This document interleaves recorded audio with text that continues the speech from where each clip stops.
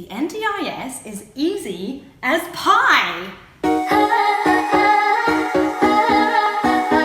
Hi, my name's Emilie and I'm the Business Relationship Manager for NDSP Plan Managers. And this series is actually all about how to make your NDIS life easy as pie. I figured I would just invite you into my home and talk about it right here. Lesson number 1, you sort of need to find the dough yourself, and it wouldn't hurt to also maybe get some fruit. You might want to grow your own fruit actually in a garden because it takes a bit of effort to get there. And you really need to learn all those settings, all those teeny tiny rules of the oven. You don't want your NDIS pie overcooked or undercooked for that matter.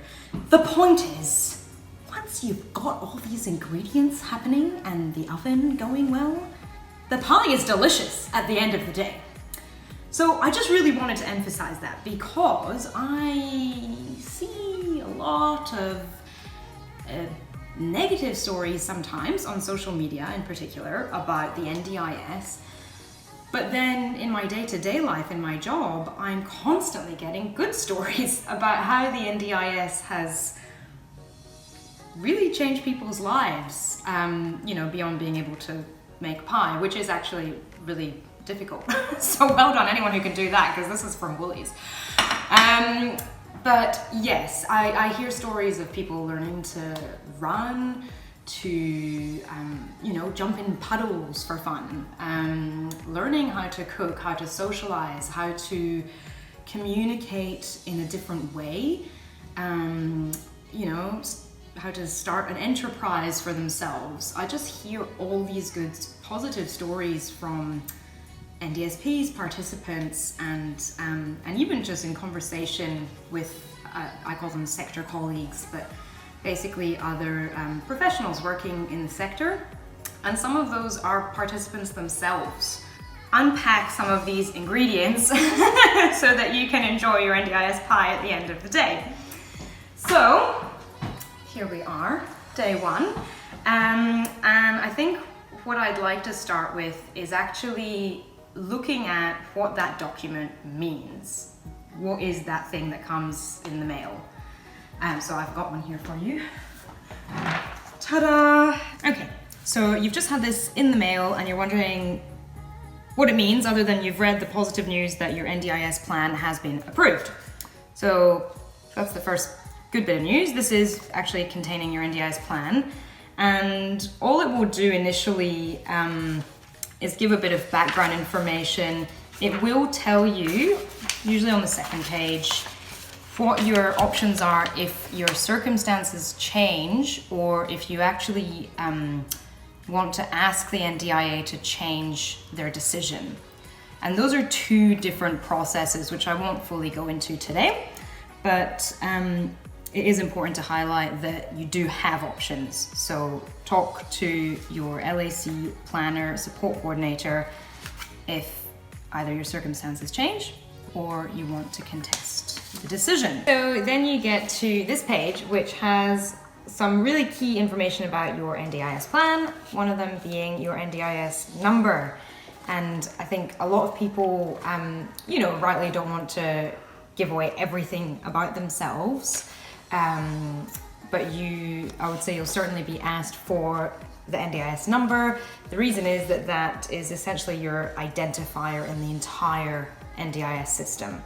Okay, and as a plan manager, we're currently processing, I think, around 15,000 invoices a week. So you can imagine if we have, 1,000 Robert Smiths, and it gets really hard if the providers can't access the NDIS number, which they then put on their invoices. So that's just a bit of the reason why that's so important. Also, your plan dates. Now, this one here that I've made is a year long, but you will start seeing longer plans. So 2-year plans coming out, 3-year plans.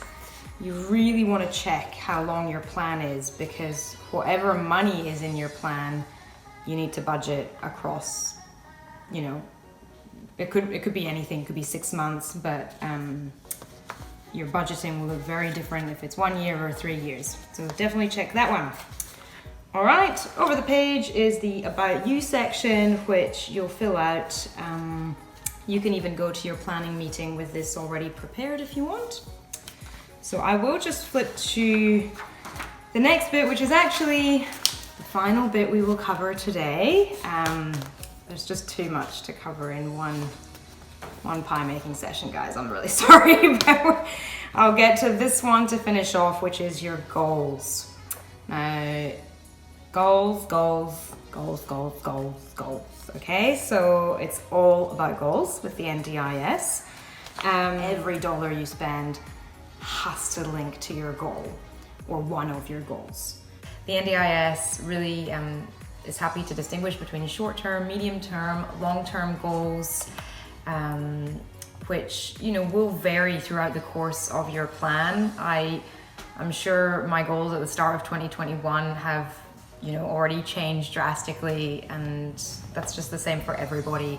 So if you can write quite a broad goal, nothing too specific, too really locking you into this teeny tiny box with what you're working towards, that will help you a lot.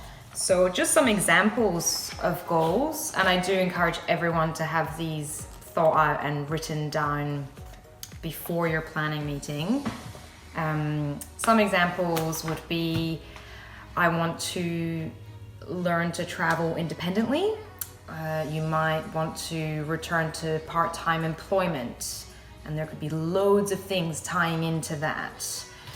You might have a really long-term goal of moving interstate, that could require, again, supports in the core budget, the capacity building budget, and even the capital budget. So just have a think, take the time before either your first planning meeting or your review to picture out, your best life for yourself, and just set them out so that the LAC has kind of a picture in their mind about what you'll be chatting about, what the supports, could look like, and just a bit of context for your situation.